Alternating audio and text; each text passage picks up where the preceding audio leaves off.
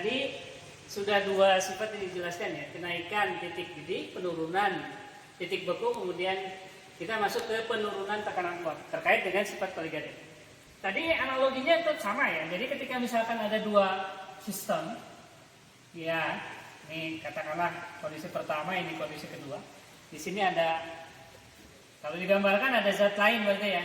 Ya seperti itulah. Mungkin gambaran molekulnya lah gitu. Ya kalau di sini ini pelarut saja, kalau di sini berarti ada H2O dengan zat lain ya. Oke. Nah, ini ketika dipanaskan menjelang mendidih itu kan menguap. Ini sama-sama dipanaskan misalnya. Ini ternyata lambat ya, tekanan uapnya itu turun gitu. Mengapa? Karena terhambat kan, secara logika ini terhambat oleh zat lain. Sehingga yang si pelarut untuk menguap itu terhambat. Masuk di akal ya, ketika terhambat mengapa ya? Karena ada zat lain yang ngalangin lah gitu. Yang ngebebanin ya, ini memang juga koligatif kan. Nah, sementara kalau yang pelarut air saja ini kan dia ya lancar-lancar aja kan nguap. Ya kan? Nguap lancar. Oke. Ini membuktikan bahwa sifat koligatif ya dalam hal tekanan uap itu ternyata mengalami penurunan. Oke itu ya sekilas. Jadi ada 1, 2, 3, kemudian yang keempat dan terakhir ini namanya tekanan osmosis ya, tekanan osmosis, tekanan osmotik. Ada yang menyebutkan begitu. Nanti kalau untuk istilah lebih detail bisa lebih diinikan. Nah kalau yang tekanan osmotik sekilas begini. Jadi sebenarnya faktornya itu kalian mungkin sudah belajar di kelas sebelumnya ya, di kelas 11, di kelas 12, ya di kelas 11 maaf. Itu kan ada konsentrasi ya, atau molaritas ya, atau konsentrasi ya. Pernah belajar tentang itu ya. Dimana ada faktor M, ada faktor mol juga di sini ya. Nah, kalau dalam tekanan osmotik ini sebenarnya memang agak spesifik ya. Kalau dirumuskan itu MRT. Di sini dimana ada M sebagai molaritas, kemudian nanti ada faktor tetapan ya, tetapan. Nanti ada nilai konstantannya, kemudian ada juga di sini sebagai suhu ya, ada suhu. Jadi memang kalau dikaitkan dengan sifat koligatif, ini sebenarnya mirip-mirip begini untuk sifat tekanan osmotik.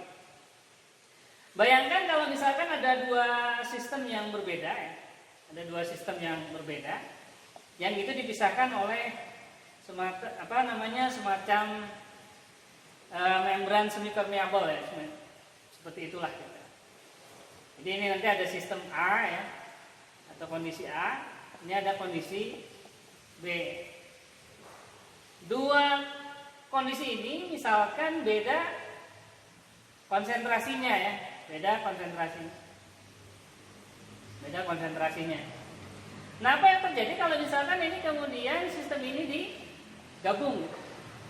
Ini pasti kan akan terjadi campuran ya. Nanti mana yang akan lari ke sistem yang mana? Nah itu nanti dipelajari di tekanan osmotik. Kalau di contoh yang dalam kehidupan sehari-hari sebenarnya kalian baru ngeh ya. Mungkin kalian pernah ada di pramuka kita dipelajari kalau kena lintah ya. Kalau kulit kita kena lintah ya, tahu ya lintah ya. Lintah itu kan nyedot darah ya. Nah, ini katanya pakai itu ya, pakai garam ya. Pakai garam gitu. Atau mungkin ada juga yang pakai air tembakau ya. Jadi disemburkan ke lintah ini, nanti si lintah tadi akan mengelupas dan mati lah. Loh bisa seperti itu kenapa? Ternyata ini ada hubungannya dengan sifat koligatif. Jadi kalau dibayangkan ini lintah itu kan punya sistem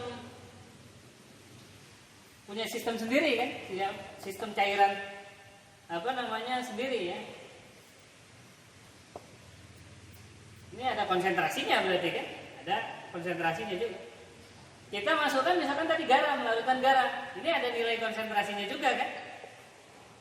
Ini kan dua sistem yang beda-beda nilai konsentrasinya masuk sini, Dan si garam ini, analogi sederhananya, dia akan merusak sistem cairan tubuh si lintah sehingga mati kan. Jadi kenapa mati? Karena tadi ada pengaruh tambahan zat di sini. Berarti kan terjadi koligatif. Nah, maka efek yang bisa dirasakan oleh si lintah tadi mati gara-gara kena tadi garam. Atau contoh lain kayak misalkan kalian mungkin pernah sakit mata ya. Sakit mata itu kan ada tetes mata ya. Mungkin ada insto atau apalah gitu, tetes. Nah, penggunaan tetes obat mata ini juga sama sebenarnya prinsipnya sifat koligatif. Jadi kalau gampangannya gini, kalau gambaran misalkan kameranya super ya, yang mikro itu bisa kelihatan gitu. Itu kan berarti di jaringan matanya itu kan mungkin ada kuman atau kotoran. Dia berarti memiliki sistem konsentrasi sendiri kan. Masuk zat tetes mata punya konsentrasi sendiri masuk. Sehingga itu menggeser sistem yang di sini gara-gara ada koligatif kan. Nah, sehingga yang kuman keluar. Itu berarti merupakan sifat koligatif. Contoh lain lagi, misalkan kalau seperti kalian mungkin di rumah sakit ya, kalau diimpus ya, itu juga penggunaan dari prinsip tekanan osmosis. Dan ini terkait dengan sifat koligatif. Jadi yang dimasukkan itu sama, nanti harus sama ya.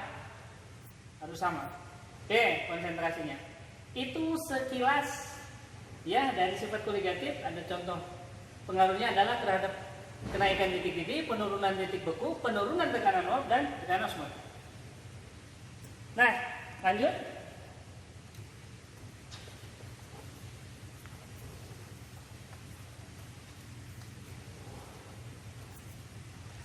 Secara grafik ya, kalau mau kita gambarkan secara grafik, sebenarnya ini sudah familiar ya kalau kalian belajar TV itu.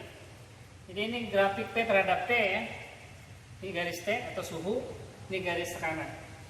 Ya, kita bermainkan tekanan satu ya, satu ATM ya, kondisi standar. Nah, kita gambarkan misalnya begini.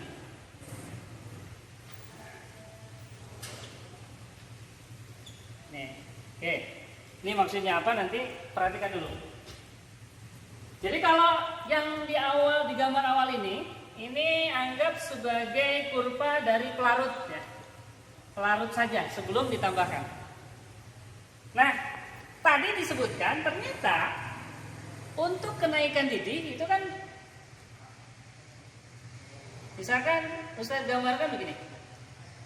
Untuk pelarut air misalkan mendidih itu pada 100 derajat Celcius, kemudian ini membeku pada 0 derajat Celcius, kan begitu ya? Itu untuk air saja. Nah, berikutnya ketika ditambahkan zat lain atau ada koligatif lain, maka ternyata tekanan kenaikan titik didihnya itu mengalami naik ya sini. Berarti kan geser ke sana. Nah, ketika ini dibuat, ketika digambarkan begitu kan, ini ada geseran sini. Nah, ada geseran. Kemudian titik beku juga ternyata ada geseran semakin di sini kan. Jadi ada titik imajiner ya, kita tarik sini. Nah, ketemu di sini. Di sini apa?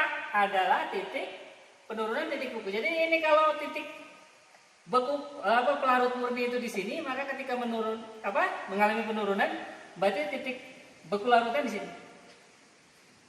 Tekanan uap ya, tekanan uap larutan turun. Jadi kalau ditarik garis itu grafik seperti ini. Nanti bisa dibuka di buku ya. Oke. Itu dulu.